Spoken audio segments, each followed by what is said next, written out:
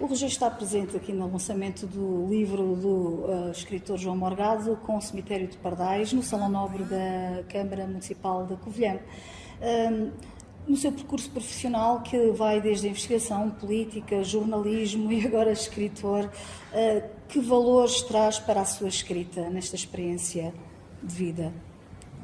Bom, é fundamental porque, assim, Aquilino Ribeiro dizia que nós temos que vir da vida para a literatura, não da literatura para a vida. E eu acho que o facto de eu ter um percurso de vida muito variado, que me levou a abraçar projetos muito diferentes entre si, também me criou uma riqueza de relacionamentos com as pessoas, com a vida, que agora é uma matéria-prima fundamental para aquilo que eu escrevo. E, portanto, sim, penso que a minha vida, sendo diversificada, me permitiu hoje ter até vozes diferentes na literatura. Porque eu escrevo romance histórico, mas também escrevo romance contemporâneo mais intimista, contos, teatro, poesia. Ou seja, há aqui uma quantidade de heterónimos que respondem todos pelo mesmo nome, mas que são vozes diferentes. E realmente o facto de ter tido uma vida muito diversificada também trouxe as vozes diversificadas para a literatura. Por acaso, a minha questão sobre romances históricos era uma questão que eu iria colocar, por exemplo, dando exemplo aqui de alguns como Índias portanto, e Vera Cruz. Acha mais fácil escrever um romance histórico ou um romance mais intimista, como é o caso deste livro? São registros diferentes, não posso dizer. O romance histórico tem um problema muito grande. Nós trabalhamos, quer dizer, há vários estilos de romance histórico. Há uns fantasiosos que fogem completamente à verdade e tudo é fantasia. Eu não trabalho nesse registro. Eu trabalho muito agarrado a uma investigação histórica, trabalho com os dados que são conhecidos e, portanto, eu trabalho numa ficção controlada daquilo que é conhecido. E isso, obviamente, que obriga-nos a uma escrita muito controlada, no que os dados são conhecidos, o que é o pensamento da época, o que é o contexto económico, religioso, político, filosófico da época. Ou seja, nós estamos a trabalhar por várias camadas a que temos que ser fiéis. E, portanto, é uma escrita que nos dá prazer na investigação e na recriação histórica, mas é uma escrita que é uma síntese de forças ali, que nós temos que... a nossa liberdade está condicionada dentro daquele espaço. Enquanto no romance contemporâneo, que é um romance mais intimista, mais ficcional, eu posso dar aso mais à minha imaginação, às minhas experiências, ou seja, talvez os livros contemporâneos sejam mais eu, né? Porque dou mais de mim, dou mais da minha vida, dou mais dos meus sentimentos. Enquanto o romance histórico, eu dou mais de mim, mas do ponto de vista mais técnico, mais de escrita, mais de investigador, não é? Portanto, são duas vertentes diferentes. Qual é que eu gosto mais? Não sei.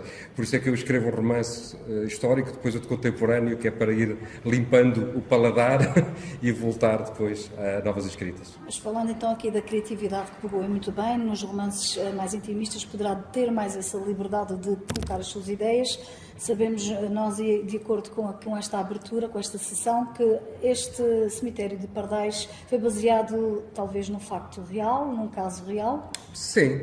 Bom, o personagem em si é baseado num amigo meu que realmente tinha 88 anos, estava praticamente cego, vivia em alguma solidão e, portanto, quando foi a morte dele, digamos que foi ele que inspirou este personagem e me levou a escrever este romance. Depois o romance ficou parado durante algum tempo, surgiram outros projetos e depois voltei a retomar este romance já numa fase posterior, quando o meu pai estava numa doença já terminal e este romance levou-me a pensar sobre a doença, a morte, a finitude do corpo, a alma, Deus. Ou seja, foi uma forma de eu alinhar os meus pensamentos em relação à vida e à morte, foi uma forma de eu exorcizar alguns fantasmas e alguns medos, foi uma forma que eu fiz de fazer o luto com o meu pai ainda em vida. Permitiu-me falar da morte com o meu pai ainda vivo, permitiu-me ainda falar com ele, despedir-me dele e, portanto, quando o meu pai partiu, de alguma forma eu estava em paz com ele e com a vida porque tinha chorado tudo o que havia a chorar durante a escrita deste livro.